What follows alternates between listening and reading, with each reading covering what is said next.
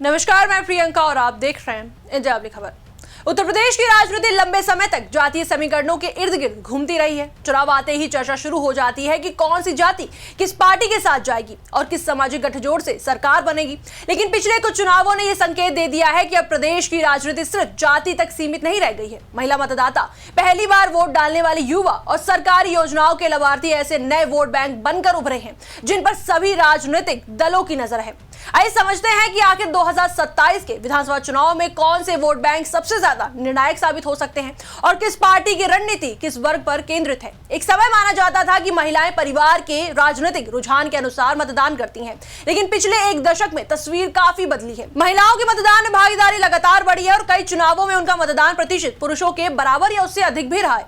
यही वजह है कि अब लगभग हर राजनीतिक दल महिलाओं के लिए अलग योजनाएं और वादे लेकर सामने आ रहा है। भाजपा महिलाओं के बीच उज्ज्वला योजना, मुफ्त राशन, प्रधानमंत्री आवास योजना, शौचालय, हर घर जल, मिशन शक्ति और अन्य कल्याणकारी योजनाओं के जरिए अपना समर्थन बनाए रखने की कोशिश कर रही है। वहीं समाजवादी पार्टी महंगाई, रसोई गैस, महिलाओं की सुरक्षा, शिक्षा और आर्थिक सहायता जैसे मुद्दों को प्रमुखता दे सकती है। दूसरी ओर बसपा अपने पारंपरिक दलित महिला वोट बैंक को मजबूत रखने की कोशिश करेगी, जबकि कांग्रेस महिला आरक्षण, सामाजिक सुरक्षा और आर्थिक सहायता जैसे मुद्दों के जरिए महिलाओं के बीच अपनी पकड़ बढ़ाने का प्रयास कर सकती है। अब देखिए, उत्तर प्रदेश देश का सबसे युवा राज्यों में से एक है। 2027 के चुनाव में बड़ी संख्या में ऐसे मतदाता होंगे जो पहली बार विधानसभा चुनाव में वोट डालेंगे।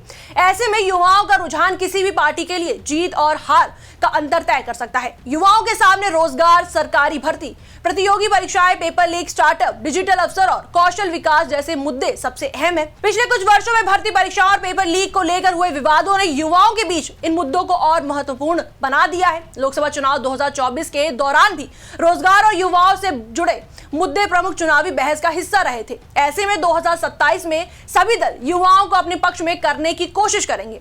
वहीं पिछले कुछ वर्षों में उत्तर प्रदेश की राजनीति में लाभार्थी वोट बैंक शब्द तेजी से चर्चा में आया है। इसका मतलब उन लोगों से है जिन्हें किसी न किसी सरकारी योजना का लाभ मिला है।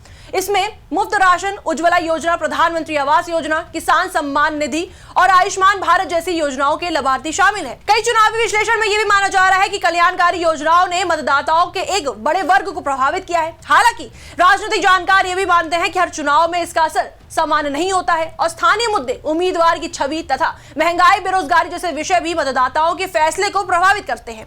यही वजह है कि 2027 में सबसे बड़ा सवाल यह होगा कि क्या लाभार्थी वर्ग पहले की तरह भाजपा के साथ रहेगा या विपक्ष इस वर्ग में अपनी जगह बनाने में सफल होगा। 2024 के लोकसभा चुनाव के बाद उत्तर प्रदेश की राजनीति में दो अलग राजनीतिक मॉडल स्पष्ट दिखाई देने लगे हैं। भाजपा महिला विकास और लाभार्थी वर्ग को अपनी ताकत मान रही है, वही समाजवादी पार्टी पीडीए यानी पिछड़ा, दलित और अल्पसंख्यक सामाजिक गठबंधन को मजबूत करने की रणनीति पर काम कर रही है। बसपा दलित वोट बैंक को दोबारा संगठित करने की चुनौती से जूझ रही है, जबकि कांग्रेस युवाओं, सामाजिक न्याय, संविधान और रोजगार जैसे मुद्दों के जरिए अपनी राजनीतिक जमीन मजबूत करने का प्रयास कर रही है। यानी 2027 का चुनाव सिर्फ जातीय समीकरणों का नहीं बल्कि सामाजिक गठबंधन और कल्याणकारी योजनाओं के प्रभाव के बीच भी मुकाबला हो सकता है। राजनीतिक जानकारों के अनुसार 2027 का विधानसभा चुनाव 5 प्रमुख मुद्दों के आसपास घूम सकता है। इसमें रोजगार और सरकारी भर्ती, महिला सुरक्षा और आर्थिक सशक्तिकरण, महंगाई और परिवार की आय, सरकारी योजनाओं का असर तथा जातीय और सामाजिक प्रतिनिधित्व शामिल है। जिस पार्टी का संदेश इन मुद्दों पर मतदाताओं तक सबसे प्रभावी ढंग से पहुंचेगा, उसे चुनावी बढ़त मिलने की संभावना बढ़ सकती है। उत्तर प्रदेश की राजनीति का स्वरूप तेजी से बदल रहा है।